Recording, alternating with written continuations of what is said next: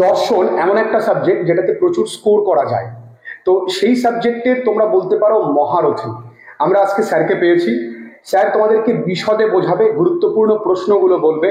তোমাদের যাদের শেষ মুহূর্তে নোটসের প্রয়োজন আছে, স্যার একটা খুব সুন্দর করে নোটস তৈরি করেছে। কিভাবে পাবে সেটা স্যার পরে বলবে। আগে গুরুত্বপূর্ণ প্রশ্নগুলো দেখে নাও, এবং যদি তোমাদের স্যারের কাছ থেকে কোনো কিছু বোঝার থাকে নিচে কিন্তু কমেন্ট সেকশনে জানাতে ভুলবে না। আর তোমাদের জন্য আমরা সবাই এত পরিশ্রম করছি। স্যারের বাড়িতে একটা সমস্যা রয়েছে, তোমাদের সঙ্গে পরে আলোচনা করব। তৎসত্ত্বেও এতবার করে আমি স্যারকে ফোন করেছি, স্যার কিন্তু কষ্ট করে এসছে।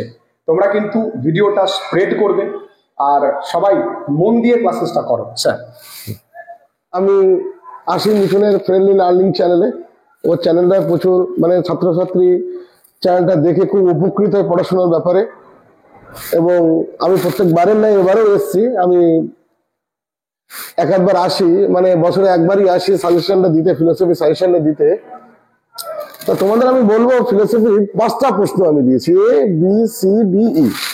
এই 5টা প্রশ্ন পড়বে, 5টাই আসবে পরীক্ষা, এর বাইরে কোনো প্রশ্ন পড়ার দরকার নেই। ওকে, যেমন বছরের চ্যাপ্টার থেকে একটা ব্রড কোশ্চেন আসবে। যেমন এটাকে দিয়েছি, নিরপেক্ষ বচন কাকে বলে? গুণ ও পরিমাণ বলতে কি বোঝো? গুণ ও পরিমাণ অনুসারে নিরপেক্ষ বচনের শ্রেণী বিভাগ। একটি নিরপেক্ষ বচনের কয়টি অংশ কি কি? বাক্য ও বচনের পার্থক্য, নিরপেক্ষ ও সাপেক্ষ বচনের পার্থক্য। এই কোশ্চেনটা পড়লে, তুমি যারা কোশ্চেন অ্যাটেন্ড করবে তারা এই কোশ্চেনটা পড়লেই কোশ্চেনটা পেয়ে যাবে। কিন্তু এর অল্টারনেটিভ একটা লজিক আসে, লজিক কোশ্চেন আসে। এবার আসবে, নিম্নলিখিত বাক্যগুলিকে নিরপেক্ষ বচনে রূপান্তরিত করে গুণ ও পরিমাণ নির্দেশ করো। 4খানা লজিক আসবে, 4 × 2 = 8। ওকে, বোঝা গেল? দ্বিতীয় প্রশ্নটা পড়বে, বিবর্তন কাকে বলে? উদাহরণ সহ বিবর্তনের নিয়মগুলি লেখো। বিবর্তনকে অমাধ্যম অনুমান বলা হয় কেন? और অমাধ্যম অনুমান কাকে বলে? উদাহরণ সহ মাধ্যম অমাধ্যম অনুমানের পার্থক্য লেখো। ওকে, সি, টিকা লেখো। নিরপেক্ষ নয়, পক্ষসাধ্য হেতুর কাজ, চারিপদ ঘটিত দোষ, অব্যাপ্য হেতু দোষ, অবৈধ সাধ্য দোষ। ডি, মিলের ব্যতিরেকী পদ্ধতি। টিকা লেখো। ডি দাগে এই যে প্রশ্নটা মিলের ব্যতিরেকী পদ্ধতিটা দিয়েছি, এখানে অল্টারনেটিভ 12 কোশ্চেন পড়া যায়, কিন্তু আমি তোমাদের বলবো একটাই কোশ্চেন পড়তে, মিলের ব্যতিরেকী পদ্ধতিটা পড়বে। আসলেও লিখবে, না আসলেও লিখবে। যদি বলো কেমন, এটা আসলেও লিখবে, না আসলেও লিখবে। যদি সরাসরি প্রশ্ন আসে মিলের ব্যতিরেকী পদ্ধতিটি লেখো, তাহলে তুমি তো সরাসরি লিখে দিলে তো খুবই ভালো কথা।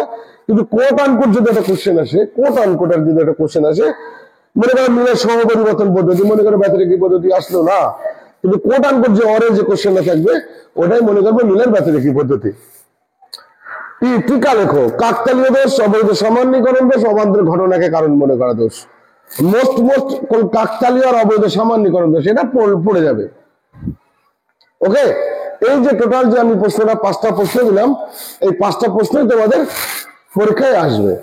এবার এই প্রশ্নগুলোর অ্যান্সার আমার কাছে আলাদা করে পিডিএফ করে লেখা আছে অ্যান্সার সহ, এবং এই শর্ট কোশ্চেনের আমি একটা 12 পাতার একটা সাজেশন তৈরি করেছি, তাতে 120 পিস সাজেশন আছে।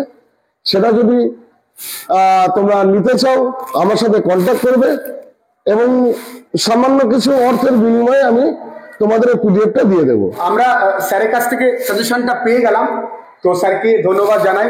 তোমাদের কোন কোন জায়গায় প্রবলেম আছে, তোমাদের যদি মনে হয় যে স্যার আমাদের একটুখানি এই চ্যাপ্টারে বা তোমাদের ফিলোসফি ওরিয়েন্টেড কোনো কোশ্চেনে প্রবলেম থাকলে নিচে কমেন্ট সেকশনে জানাবে।